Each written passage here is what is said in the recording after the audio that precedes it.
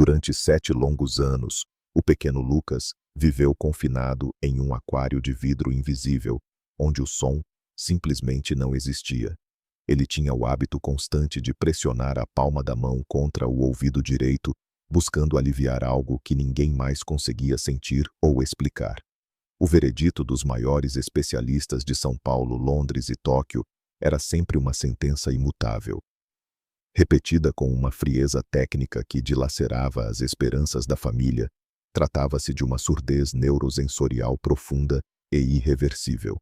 Seu pai, o magnata Tiago Santos, transformou sua própria dor em uma busca frenética e obsessiva, cruzando oceanos em jatos particulares e assinando cheques em branco para clínicas de renome mundial, na tentativa desesperada de comprar um milagre que a ciência insistia em dizer que não estava à venda. A mansão Fênix, encravada no topo de uma colina privilegiada de São Conrado, no Rio de Janeiro, era uma obra-prima da arquitetura moderna, mas para quem cruzava seus imponentes portões de ferro, ela parecia mais um mausoléu de mármore e vidro. O sol forte da manhã refletia nas águas da piscina de borda infinita, mas aquele brilho não conseguia penetrar a névoa de melancolia que pairava sobre a residência dos Santos. Tiago Santos, um homem cujo nome era sinônimo de poder absoluto no mercado hoteleiro brasileiro, estava parado diante da imensa vidraça de seu escritório, observando o Cristo Redentor ao longe. Para o mundo exterior, ele era um titã inabalável, mas dentro daquelas paredes, ele se sentia apenas um pai derrotado pela estática do silêncio. No centro da vasta sala de estar sentado sobre um tapete persa, que custava mais do que uma casa popular, estava Lucas. Aos 7 anos, o menino possuía os olhos castanhos e profundos de sua falecida mãe, Helena, mas não carregava a alegria vibrante que ela costumava emanar. Lucas alinhava seus carrinhos de miniatura com uma precisão cirúrgica e obsessiva. Ele não estava exatamente brincando. Ele estava organizando o caos de um mundo que não lhe fornecia nenhuma explicação sonora. O silêncio na mansão era uma regra de ouro, uma imposição tácita devido à condição do menino. Tiago não suportava ouvir música ou o barulho da televisão, sabendo que seu único herdeiro habitava um vácuo eterno. Por isso, os passos dos empregados eram abafados por tapetes espessos e as conversas não passavam de sussurros rápidos pelos corredores. Tiago desceu as escadas e parou a poucos metros do filho, sentindo o peso daquela distância que nenhuma ponte parecia capaz de cruzar. Ele sentia uma vontade avassaladora de gritar o nome de Lucas, de ouvir o riso da criança ecoar pelos tetos altos, mas apenas soltou um suspiro pesado. Lucas, percebendo a vibração dos passos no piso de madeira nobre, virou o rosto levemente. Houve um breve contato visual, mas o menino não sorriu. Em vez disso, levou novamente a mão direita ao ouvido, apertando-o com força, enquanto uma careta de desconforto cruzava seu rosto pálido. Tiago olhou para o relatório médico sobre a mesa de centro, vindo de uma clínica de elite em Boston, onde as palavras em inglês pareciam facas atrofia do nervo auditivo. Ele sentiu uma onda de raiva crescer em seu peito, pois havia construído um império e acumulado uma fortuna incalculável, mas sentia-se impotente para consertar o sistema sensorial de seu próprio filho. A governanta da casa, uma mulher de postura severa chamada Rosalinda, aproximou-se com passos inaudíveis para anunciar que a nova funcionária vinda do Nordeste acabara de chegar. Tiago, sem sequer desviar os olhos do filho, ordenou que ela fosse instruída rigidamente sobre as regras da casa, silêncio absoluto e nenhuma distração perto de Lucas. Ele acreditava que estava protegendo o filho, mas não tinha ideia de que o isolamento que impunha era, na verdade, a maior barreira para a cura. Enquanto Lucas pressionava a cabeça contra o chão, tentando desesperadamente sentir alguma pulsação da terra, o destino subia a ladeira em um ônibus lotado, trazendo uma mulher que não possuía diplomas internacionais, mas carregava consigo uma sabedoria ancestral que estava prestes a despedaçar o silêncio daquela mansão para sempre. Maria chegou à mansão Fênix, carregando apenas uma mala de papelão gasta e um terço de madeira que pertencera à sua mãe, mas seus olhos, acostumados à vastidão do sertão, possuíam uma nitidez que a opulência do Rio de Janeiro não conseguia ofuscar. Ao ser conduzida por Rosalinda, através dos corredores gélidos e silenciosos, ela sentiu um aperto no peito que não vinha do cansaço da viagem, mas da atmosfera pesada daquela casa. Rosalinda repetia as instruções de Tiago como um mantra de ferro: não fale se não for solicitada, não faça barulho, não toque em nada que não seja para limpar e, acima de tudo, mantenha distância do pequeno Lucas. Para a governanta, o menino era uma porcelana quebrada que deveria ser deixada na prateleira. Para Maria, ele era uma vida que clamava por socorro através de um silêncio que gritava. Nos primeiros dias, Maria limitou-se a observar enquanto polia os mármores e espanava as prateleiras de mogno. Ela via o desfile de tutores e terapeutas que entravam e saíam, todos usando gestos mecânicos e expressões de resignação. O que mais a intrigava, porém, não era a falta de audição de Lucas, mas a reação física do menino ao ambiente. Enquanto limpava os vidros da sala de sol, ela notou que Lucas, sentado em um canto, inclinava a cabeça sempre que um navio de carga buzinava ao longe no porto ou quando um trovão distante anunciava as chuvas de verão.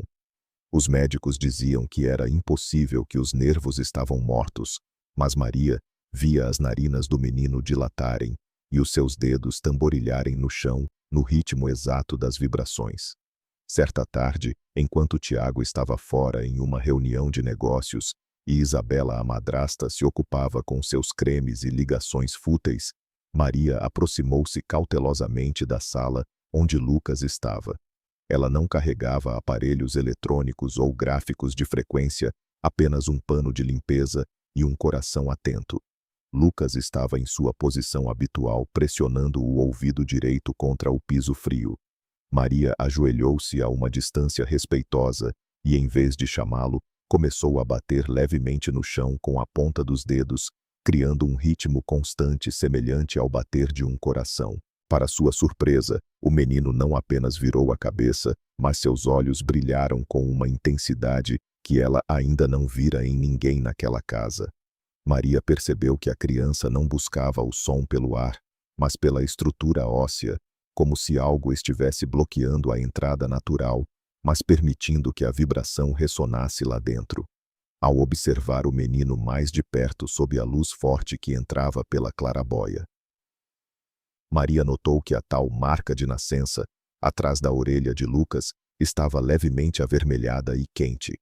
Ela se lembrou das palavras de sua mãe benzedeira sobre como o corpo humano nunca mente, ao contrário dos homens. Enquanto a ciência de Tiago Santos buscava respostas em Boston e Tóquio, a intuição de uma mulher simples começava a desvendar que o silêncio de Lucas não era um defeito de nascimento, mas uma prisão cuidadosamente construída e mantida sob a pele. Isabela Santos cruzava os salões da mansão com a elegância de uma pantera, mas seus olhos, sempre gélidos e calculistas, denunciavam uma alma que não conhecia a compaixão. Para ela, Lucas não era um ente querido, mas um obstáculo biológico que precisava ser gerenciado até que ela pudesse consolidar seu controle total sobre o império de Tiago. Enquanto o marido se afundava em melancolia e culpa, Isabela agia nas sombras, manipulando diagnósticos e garantindo que o status quo do silêncio permanecesse inalterado. Ela sabia que enquanto Lucas fosse considerado incapaz pela medicina, o testamento da falecida Helena permaneceria em suspenso e o controle das contas fiduciárias estaria ao alcance de suas mãos, adornadas com diamantes. A presença de Maria, no entanto, começou a causar um desconforto crescente em Isabela. Não era apenas a origem humilde da empregada ou sua simplicidade, mas a forma como ela olhava para o menino. Maria não olhava para Lucas com a piedade técnica dos médicos ou com o desdém oculto dos outros funcionários. Ela olhava com investigação. Isabela notava as pequenas mudanças na rotina, o modo como Maria escolhia limpar a sala onde Lucas estava, a maneira como ela parecia estudar cada movimento do garoto. A madrasta sabia que o segredo que ela guardava era tão frágil quanto o vidro, dependendo inteiramente de que ninguém jamais questionasse a mancha de nascença ou os tratamentos vitamínicos que ela mesma administrava sob a supervisão do Dr. Arantes, um médico que devia sua carreira luxuosa à generosidade de Isabela. Certa manhã, Isabela encontrou Maria observando atentamente Lucas, enquanto o menino reagia à vibração de um objeto pesado que caíra na cozinha. O olhar de Maria estava fixo exatamente no ponto atrás da orelha de Lucas, onde a pele parecia repuxar de forma antinatural. O pânico, camuflado por uma máscara de autoridade, brilhou nos olhos de Isabela. Ela se aproximou com passos rápidos, o som de seus saltos agulha batendo no mármore como uma advertência.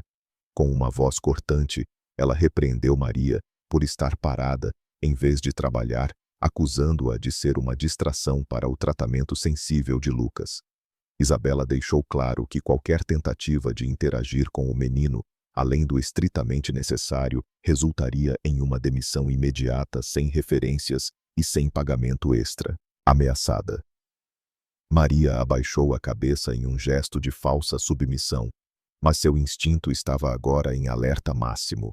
Ela percebeu que a hostilidade de Isabela não era fruto de um temperamento difícil, mas de um medo profundo de ser descoberta. O isolamento de Lucas não era apenas uma escolha trágica de um pai enlutado, mas uma estratégia deliberada de uma mulher que lucrava com a deficiência da criança.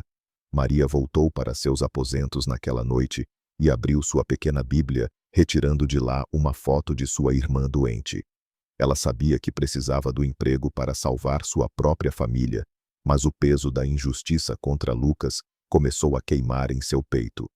No silêncio de seu quarto, ela percebeu que a mansão Fênix era um campo de batalha invisível, onde a ambição de uma vilã e a pureza de uma criança estavam prestes a colidir sob o seu olhar atento.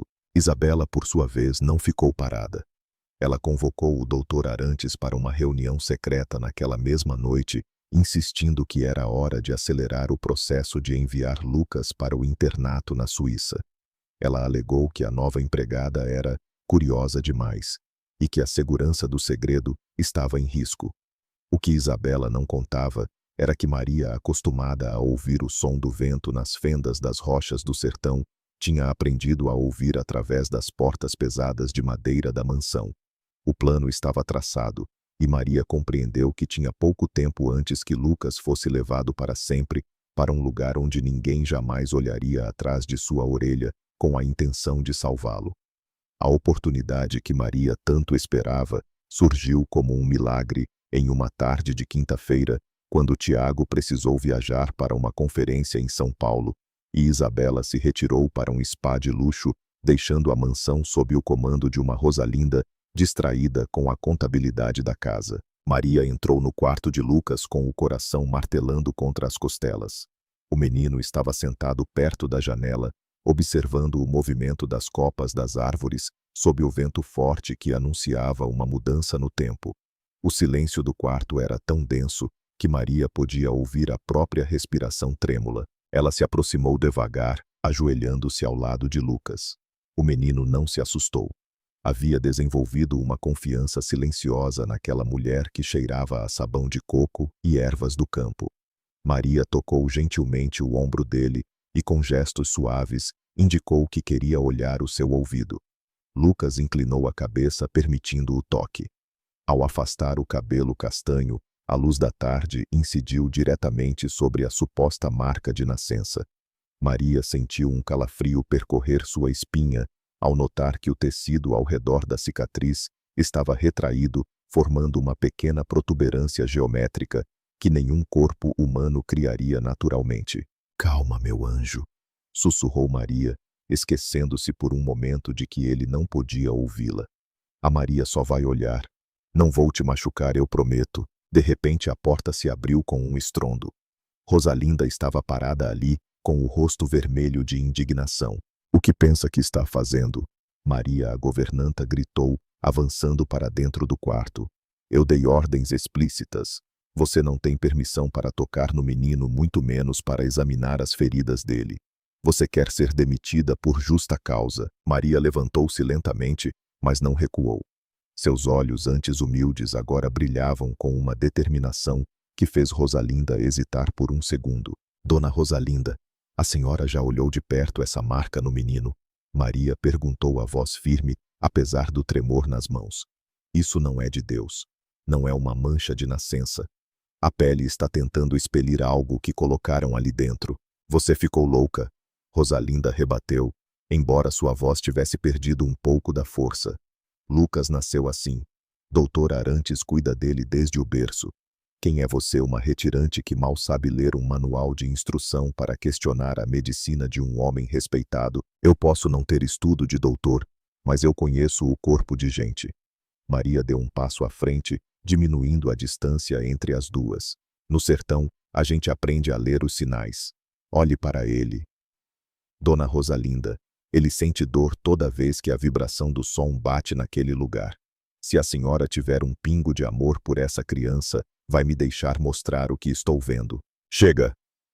Rosalinda apontou para a porta. Saia daqui agora. Vou ligar para a dona Isabela e avisar que você perdeu o juízo. Você vai embora hoje mesmo, antes que o senhor Tiago volte e veja o que você tentou fazer. Maria olhou para Lucas, que observava a troca de energias entre as duas mulheres com um olhar confuso e assustado. Ela sabia que se saísse por aquela porta naquele momento, Lucas estaria condenado para sempre. A verdade estava a milímetros de profundidade escondida sob uma mentira de 7 anos, e Maria percebeu que a única forma de salvar o menino seria enfrentando não apenas a governanta, mas todo o sistema de mentiras que sustentava aquela mansão. A tensão no quarto de Lucas era tão espessa que parecia sufocar o pouco ar que restava entre Maria e Rosalinda.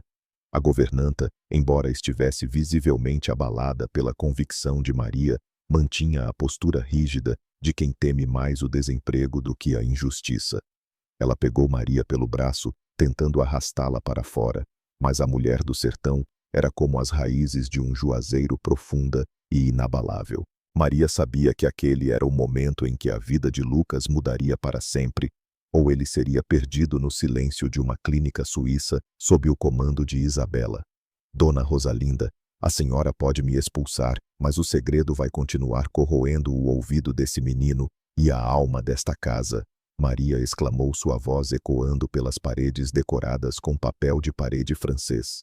Chame o doutor Arantes, chame a dona Isabela, mas faça isso sabendo que eu vi a maldade escondida sob a pele do seu patrãozinho. Se ele for embora para a Europa desse jeito, o sangue dele estará nas suas mãos. Rosalinda hesitou. Por um breve instante, a lealdade à família Santos e o medo de Isabela lutaram contra um resquício de decência humana. No entanto, o medo venceu. Ela empurrou Maria para o corredor e trancou a porta do quarto de Lucas, deixando o menino sozinho e confuso em seu silêncio forçado. Maria foi escoltada até o seu pequeno alojamento nos fundos da mansão, com a ordem estrita de não sair de lá até que Isabela retornasse do spa. Horas depois, o som dos pneus de um carro de luxo rangendo no cascalho anunciou a chegada da madrasta. Isabela não entrou na casa com calma. Ela irrompeu pela porta principal como uma tempestade. Rosalinda a encontrou no foyer e sussurrou rapidamente o que ocorrera. O rosto de Isabela, antes relaxado pelo tratamento estético, transformou-se em uma máscara de fúria absoluta. Ela não perdeu tempo com explicações. Chamou imediatamente o doutor Arantes, que chegou à mansão em menos de 30 minutos, carregando sua maleta de couro e um olhar de profunda preocupação. Isabela e Arantes entraram no quarto de hóspedes, onde Maria estava confinada. A iluminação era fraca, criando sombras longas que pareciam garras nas paredes. Quem você pensa que é, sua insolente? Isabela começou a voz baixa e perigosa, como o sibilar de uma cobra. Você ousa tocar no meu enteado e inventar teorias conspiratórias sobre a saúde dele. Dr. Arantes é um dos cirurgiões mais renomados do país. Você é apenas uma mulher que mal sabe lavar um chão corretamente. Maria, sentada na beira da cama estreita, levantou-se. Ela não tinha as joias de Isabela, nem os títulos de Arantes, mas tinha a verdade. O senhor sabe o que está lá atrás da orelha dele, não sabe, doutor? Maria perguntou, fixando seus olhos nos dele. O senhor viu a inflamação. O senhor viu que não é um sinal de nascença, porque o senhor está ajudando essa mulher a manter o menino no escuro. Doutor Arantes limpou o suor da testa com um lenço de seda, evitando o olhar de Maria. A sua ignorância é perigosa, Maria. Lucas tem uma condição rara. O que você chama de inflamação é apenas uma reação colateral dos tratamentos experimentais que estamos tentando para salvar a audição dele. Você quase arruinou anos de pesquisa com a sua interferência grosseira. Pesquisa. Maria riu um som amargo. O menino sofre toda vez que alguém fala alto perto dele, não porque ele é surdo, mas porque o som faz aquela coisa vibrar dentro da carne dele. Eu vi como ele olha para o mar, eu vi como ele sente os tambores. Ele ouve, doutor. O senhor é quem não quer que ele escute. Isabela deu um passo à frente, os olhos brilhando de ódio. Já chega de teatro. Arantes prepare os papéis para a transferência imediata de Lucas para a clínica em Zurique. Ele sai amanhã ao amanhecer. E quanto a você, Maria sairá desta casa agora sem um centavo no bolso. E se eu ouvir uma única palavra dessa história ridícula, em qualquer lugar, eu garanto que você e sua irmãzinha no sertão nunca mais terão um dia de paz. Você entende o poder que eu tenho? Maria sentiu o peso da ameaça. Ela pensou na irmã, mas depois pensou em Lucas, o menino que não tinha ninguém para defendê-lo. No entanto, antes que pudesse responder, o som de passos pesados ecoou no corredor. Tiago Santos havia retornado mais cedo de São Paulo.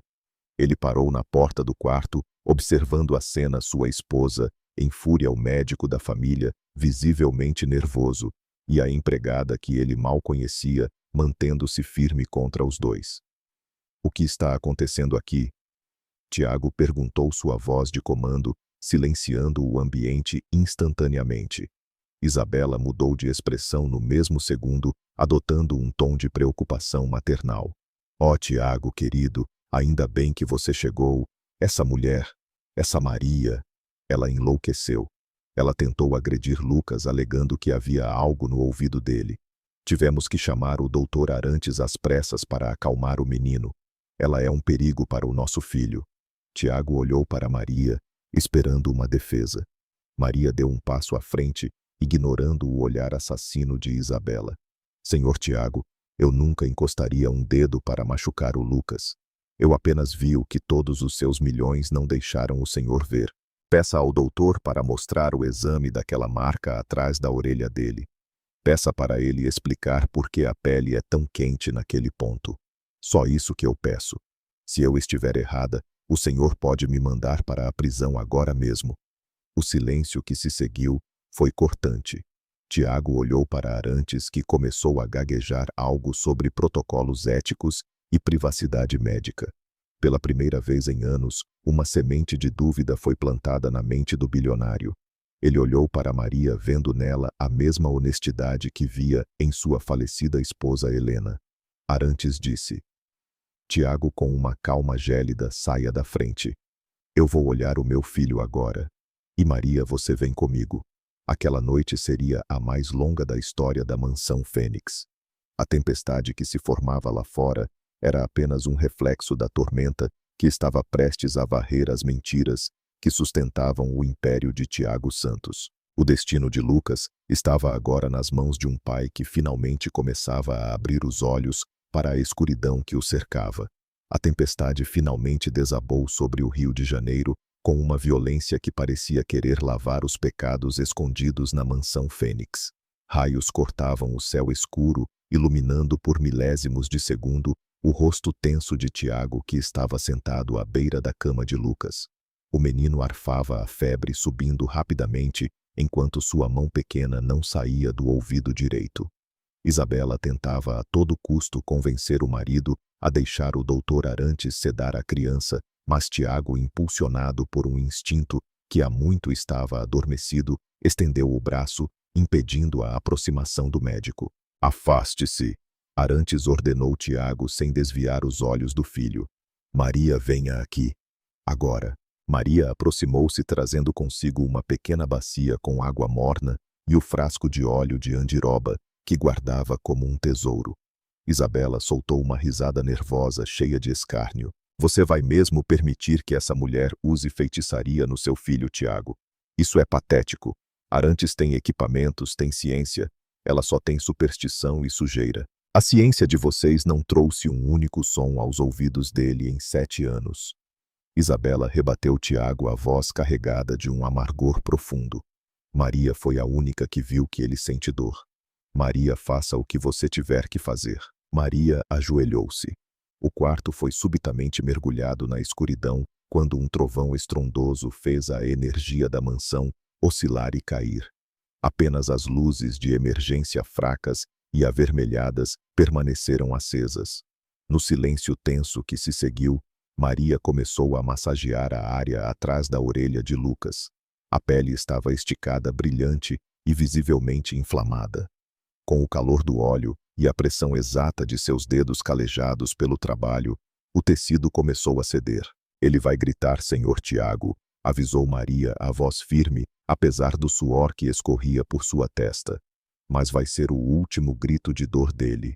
Lucas soltou um gemido agudo quando Maria pressionou a base da protuberância. Isabela tentou avançar para impedi-la, mas Tiago a segurou pelo pulso com uma força que a fez emudecer. O doutor Arantes, ao fundo, estava pálido, as mãos tremendo tanto que mal conseguia segurar sua maleta. Ele sabia que o castelo de cartas estava ruindo. Com um movimento preciso, Maria utilizou uma pinça fina que havia esterilizado no fogo de uma vela. Ela sentiu a resistência metálica. Não era osso, não era cartilagem. Era algo frio e estranho ao corpo humano. Com um puxão firme, o objeto deslizou para fora. Um fluido escuro e espesso seguiu o objeto, e Lucas deu um grito que rasgou o silêncio da noite, um grito que não foi de mudez, mas um som pleno, gutural e carregado de alívio. Meu Deus! Sussurrou Tiago, caindo de joelhos ao lado da cama. Na palma da mão de Maria repousava um pequeno retângulo de polímero negro, com minúsculos filamentos de ouro brilhando sob a luz de emergência. Não era um milagre da natureza, era uma abominação tecnológica. No mesmo instante, o gerador da casa rugiu e as luzes voltaram a brilhar com força total. Lucas, com os olhos arregalados, virou a cabeça na direção do barulho do gerador. Ele levou as mãos aos 2 ouvidos assustado e depois olhou para o pai. Papai, a voz de Lucas saiu rouca, hesitante, como se ele estivesse experimentando um instrumento musical pela primeira vez. Tiago soluçou, abraçando o filho com uma força que parecia querer fundir os 2 corpos. Maria, em silêncio, levantou-se e entregou o dispositivo a Tiago. Ele olhou para o chip e depois para Isabela. A expressão no rosto da esposa não era de alegria pelo enteado, mas de puro terror. Arantes, o que é isso? Tiago perguntou, sua voz soando como o prelúdio de um julgamento final. O médico caiu em prantos, apontando para Isabela. Ela me obrigou, Tiago. Ela disse que o menino nunca seria herdeiro se não pudesse ouvir as instruções do conselho. Ela queria o controle da empresa. O chip bloqueava os sinais nervosos e causava uma interferência constante. Eu só precisava do dinheiro para as minhas dívidas. Tiago não disse uma palavra. Ele apenas abraçou Lucas mais forte, enquanto o menino tocava o rosto do pai, maravilhado com o som do choro de um homem que ele pensava ser feito de pedra. Maria afastou-se para um canto do quarto, fechando os olhos e agradecendo à sua mãe e ao seu Deus. O silêncio da mansão Fênix tinha sido finalmente assassinado, e em seu lugar nascia a primeira melodia de uma vida livre. Maria Tiago chamou sem soltar o filho. Você salvou o meu mundo. E eu garanto que o mundo nunca mais será pequeno para você ou para a sua família. A manhã seguinte trouxe um sol radiante sobre o rio. Isabela e Arantes foram levados pela Polícia Federal, ainda ao amanhecer, sob acusações de tortura, cárcere privado e fraude médica. Tiago, sentado na varanda com Lucas no colo, ouvia o filho repetir o som das ondas e das gaivotas. Maria estava ao lado deles, servindo o café não mais como uma empregada invisível, mas como a mulher que trouxera a luz de volta àquela casa. O Império dos Santos continuava gigante, mas pela primeira vez ele tinha um herdeiro que podia ouvir o bater do coração de seu povo e o ritmo da sua própria terra. Os meses que se seguiram àquela noite de tempestade transformaram a mansão Fênix de um túmulo de mármore em um conservatório de vida. Lucas, agora livre do dispositivo que bloqueava sua conexão com o mundo, mergulhou nos sons com uma sede insaciável. O que os médicos chamavam de atrofia era, na verdade, um potencial reprimido que explodiu em uma sensibilidade auditiva extraordinária. Tiago não poupou recursos, mas desta vez, em vez de hospitais, ele trouxe para casa professores de música, fonoaudiólogos e, principalmente, incentivou a convivência de Lucas com a cultura vibrante que batia às portas da mansão. Maria permaneceu ao lado de Lucas, não mais carregando baldes ou espanadores, mas como sua protetora oficial e governanta-chefe. Ela observava com os olhos marejados o menino que antes se encolhia no chão, agora se sentar ao piano ou tentar acompanhar o ritmo dos surdos e tamborins que subiam da encosta de São Conrado. Tiago, por sua vez, passou por uma metamorfose profunda. O homem que antes só falava em cifras e expansão hoteleira, agora passava as tardes no jardim, aprendendo a linguagem dos sinais junto com o filho, embora Lucas fizesse questão de usar sua voz nova, ainda rouca e musical, para chamar pelo papai, a cada 5 minutos, apenas pelo prazer de ouvir a própria voz. A justiça brasileira agiu com rigor. O caso de Lucas Santos tornou-se um escândalo nacional, revelando uma rede de corrupção médica que envolvia grandes somas de dinheiro e manipulação de patentes tecnológicas. Isabela e o Dr. Arantes foram condenados a penas severas, mas para Tiago, o verdadeiro julgamento já havia acontecido no momento em que ele viu o chip na mão de Maria. Ele desmantelou a empresa de tecnologia que Isabela usara para fabricar o dispositivo e reverteu todos os ativos para a criação da Fundação Helena Santos, dedicada ao diagnóstico precoce e tratamento gratuito de crianças com deficiência auditiva em comunidades carentes. Maria nunca esqueceu de onde veio. Com a generosa recompensa e o salário digno que Tiago lhe concedeu, ela transformou a realidade de sua família no sertão. A irmã de Maria foi operada pelos melhores cirurgiões do Rio de Janeiro e hoje caminha sem dores. Na sua vila natal, Maria financiou a construção de um poço artesiano e de uma escola que leva o nome de sua mãe benzedeira. Ela viaja para o Nordeste 2 vezes por ano, mas sua casa agora é onde Lucas está. O laço que os uniu através do silêncio transformou-se em uma ponte inquebrável de gratidão e amor. No aniversário de 8 anos de Lucas, Tiago organizou uma festa diferente. Não houve orquestras formais ou jantares rígidos. No gramado da mansão, sob o olhar atento do Cristo Redentor, uma escola de samba mirim da favela vizinha foi convidada para tocar. Lucas, no centro da roda, segurava uma baqueta com firmeza. Quando o primeiro toque do repique ecoou, ele não se encolheu. Ele sorriu, fechou os olhos e começou a tocar no tempo perfeito, sentindo o som não apenas nos ouvidos, mas na alma. Tiago aproximou-se de Maria, que observava a cena da varanda. "Sabe, Maria", disse ele com a voz embargada, "eu passei a vida achando que o dinheiro podia comprar o silêncio para proteger meu filho. Eu estava errado. O som é a prova de que estamos vivos." Maria sorriu segurando seu terço de madeira. O Senhor só precisava de alguém que soubesse escutar o que o silêncio dele estava dizendo, seu Tiago. Deus não manda milagres em caixas de ouro. Ele manda em mãos que estão dispostas a trabalhar. A história de Lucas Santos não terminou como a de um menino que recuperou a audição, mas como a de um jovem que ensinou um império a ouvir o coração. E assim, entre o brilho do mar de Copacabana e o eco dos tambores, o silêncio finalmente deu lugar à sinfonia da liberdade, provando que nenhuma tecnologia é mais poderosa do que o olhar atento de quem realmente se importa.